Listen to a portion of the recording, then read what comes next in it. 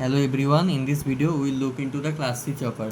In the previous video we look into the class A chopper and class B chopper, where in class A chopper we saw that the operation lies in the first quadrant, that is this quadrant, first quadrant, and in class B chopper we saw that the operation lies in the second quadrant. Now in class C chopper we will see that the operation lies in both first quadrant as well as the second quadrant. So it is referred as the first and second quadrant chopper, referred as first and second quadrant chopper.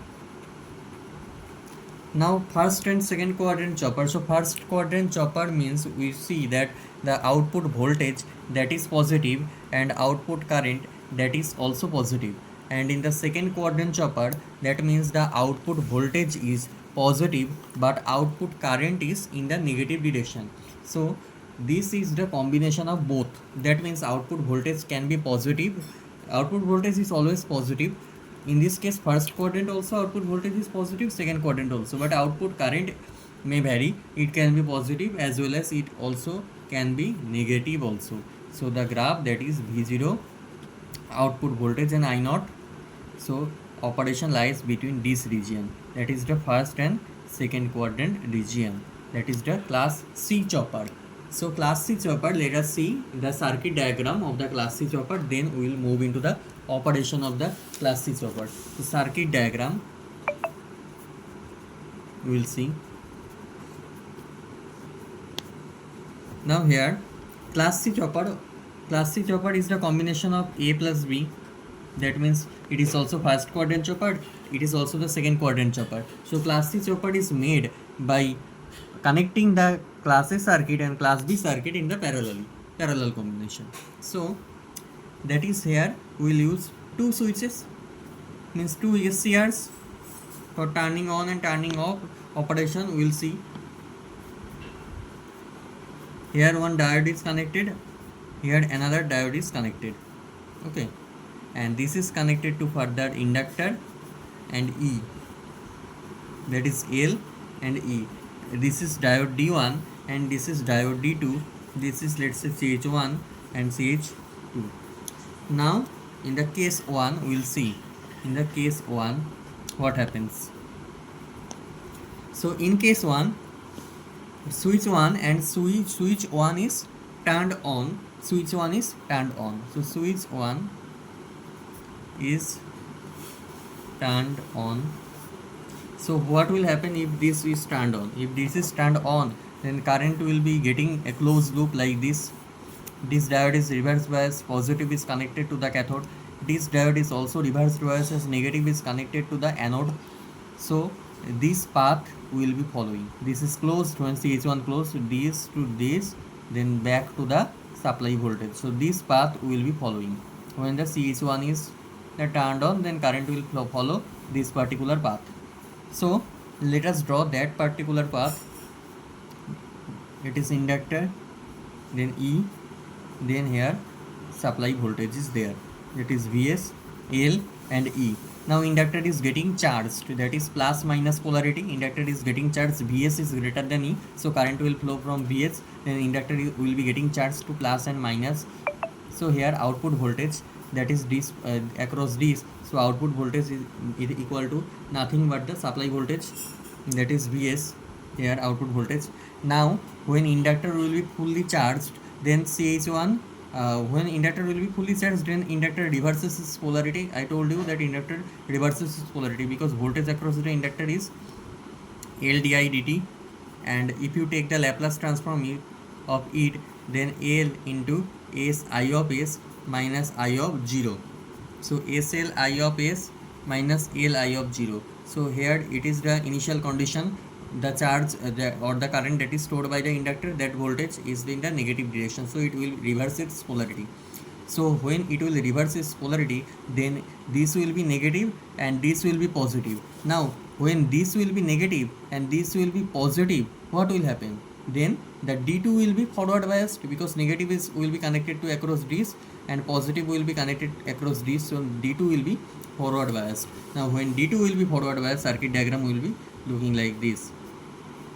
then D2 will be forward bias, means it is short circuited. Then L and E, what will be the output voltage? Output voltage will be 0, because across this it is short circuited path.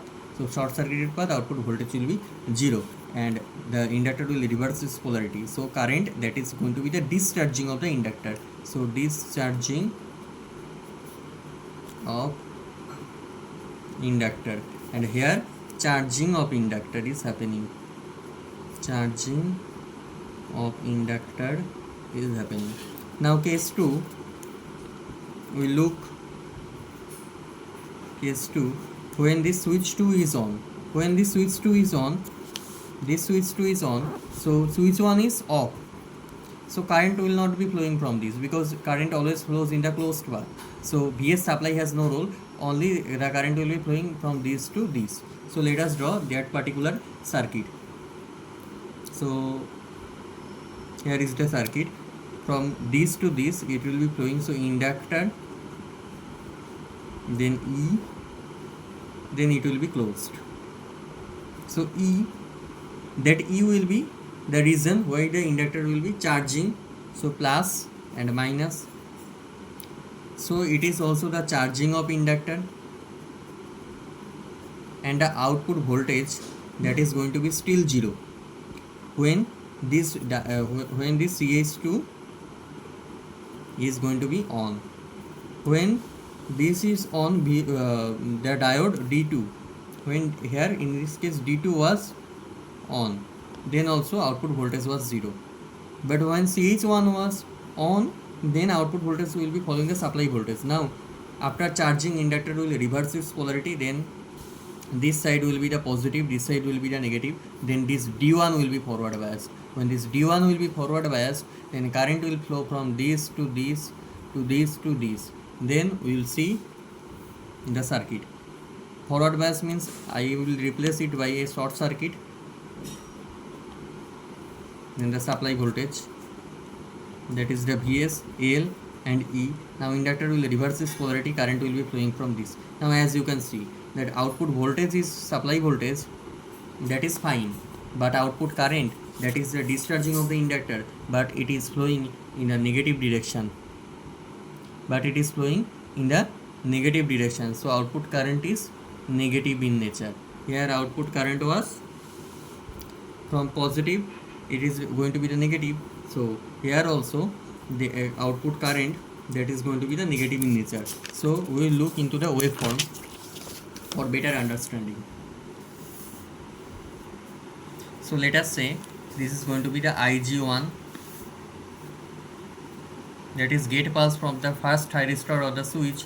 This is IG2, that is gate pulse from the second thyristor, and we will look for the output voltage.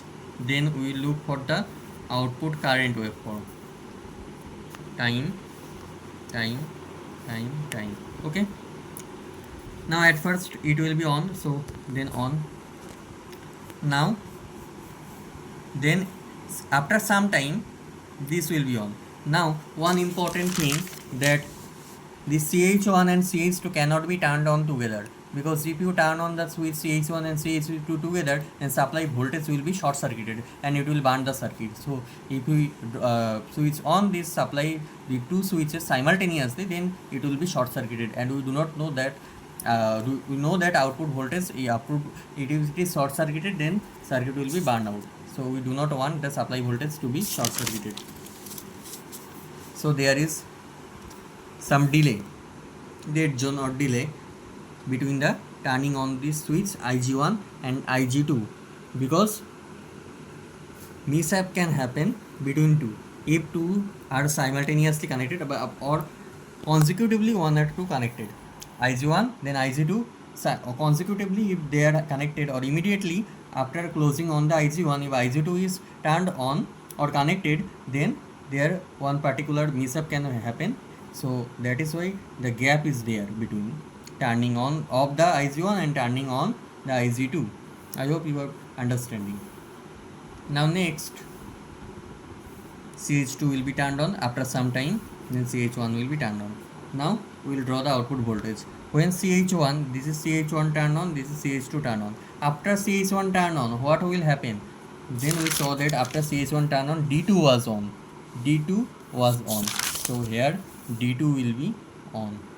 And after CH2 connected, then D1 was on. CH1 on, then D2 will be on.